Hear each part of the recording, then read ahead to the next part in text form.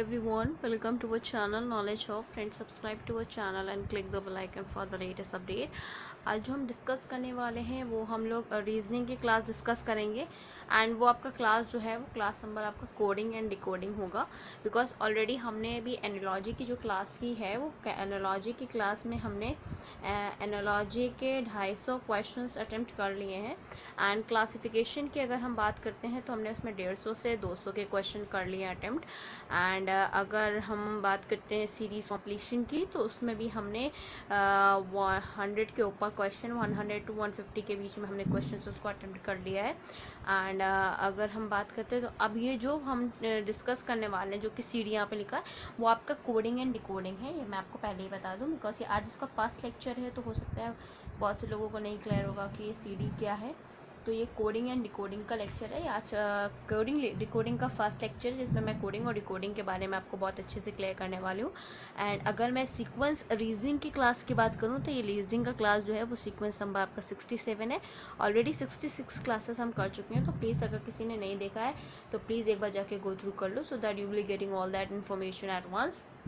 And secondly the thing what was अगर आपने हमारा चैनल अभी भी सब्सक्राइब नहीं किया है या आप हमारा चैनल फर्स्ट टाइम देख रहे हो तो प्लीज़ हमारे चैनल को सब्सक्राइब कर लो so that you will getting the all the information regarding the topics at once and what we will upload and that will goes to you as first.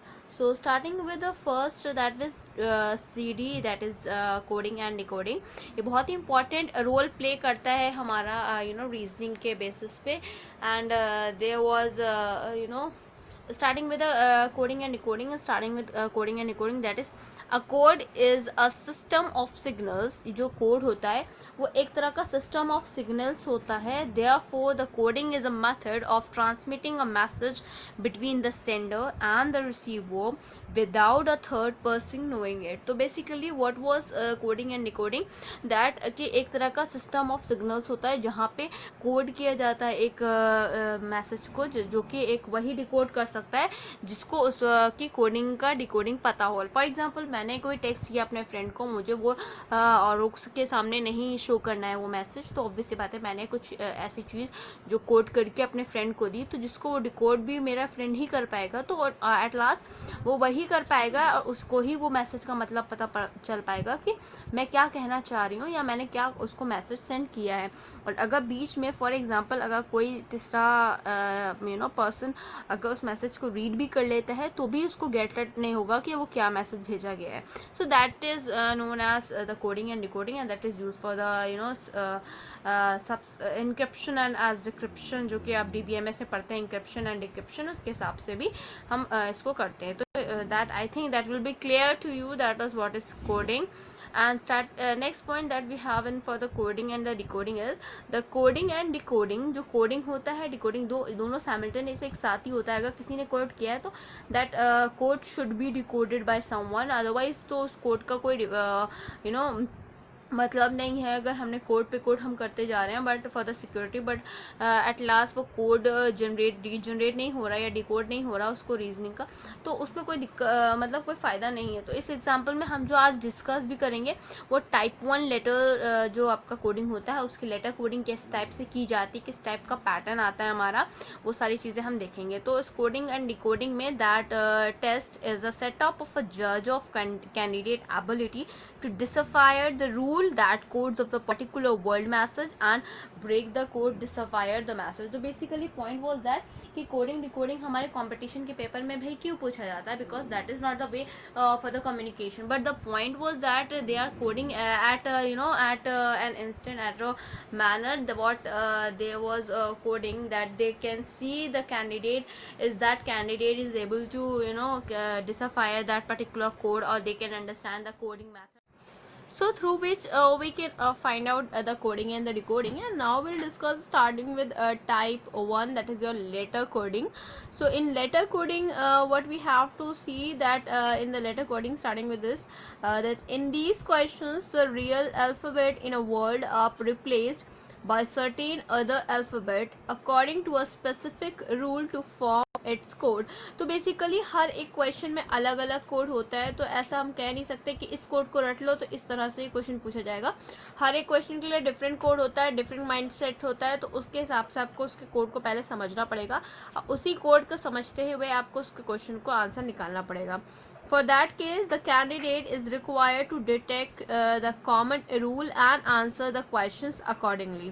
तो पहले आपको particular code आपको समझना पड़ेगा, then after that you have to find out that code, and then accordingly you have to find, the candidate have to find out the common that rule and answer the question accordingly of the pattern which is used for the coding। So starting with the letter coding, we have some tricks that for solving the letter coding, that is your syphilorix। syphilorix क्या होता है, देखो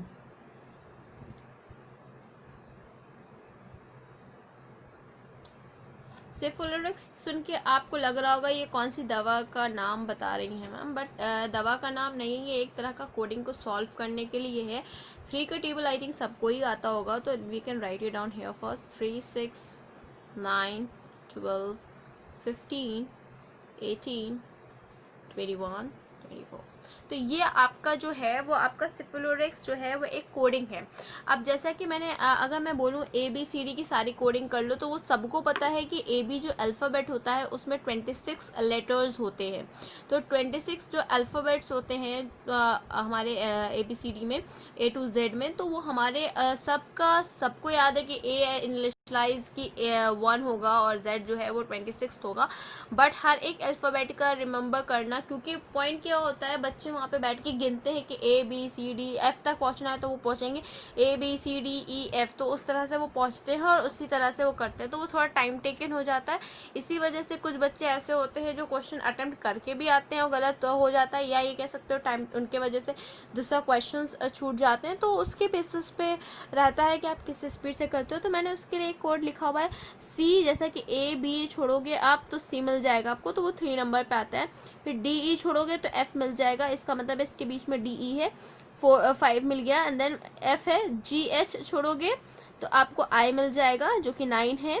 फिर I है तो J और K छोड़ोगे तो आपको L मिल जाएगा, that is your 12, and M और N छोड़ोगे तो O मिल जाएगा आपको 15 पे। फिर O है, देन P है, Q छोड़ोगे एंड देन मिल जाएगा R 18 पे। R है, S है, T छोड़ोगे U मिल जाएगा आपको 21 पे।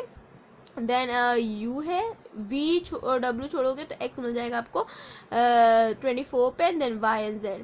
तो इस तरह से आप कोडिंग को याद कर सकते हो कि आपको हर एक 2 नंबर के बाद हर एक का डिजिट नंबर आपको पता चल जाएगा, तो जिसकी वजह से आपको, क्योंकि 3 का टेबल आपको बहुत अच्छे से रटा है, आप बचपन से याद करते हुए आए हो, तो उसके हिसाब से आप कोडिंग को भी याद कर सकते हो।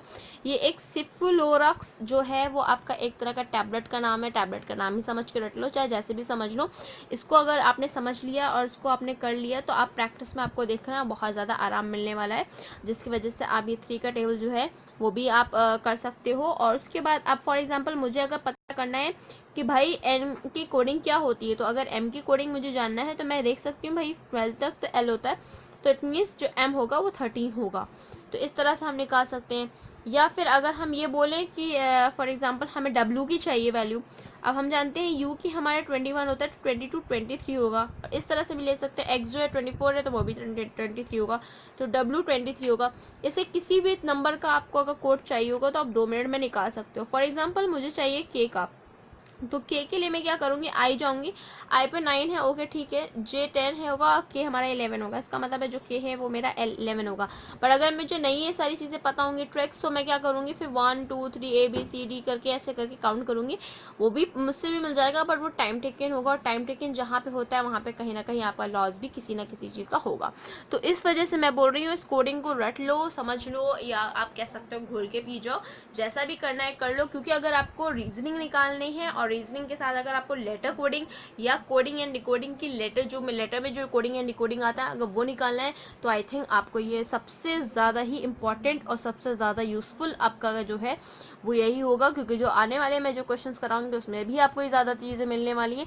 और अगर आप भी कहीं से क्वेश्चन लगा रहे हो या मैं बंच ऑफ क्वेश्चन दे रही हूँ तो उसमें भी आपको ये मिलने वाला है, that is for sure. Thank you, hope you enjoy this video. If you like this video please give a thumbs up and give a suggestion on a comment box. Thank you.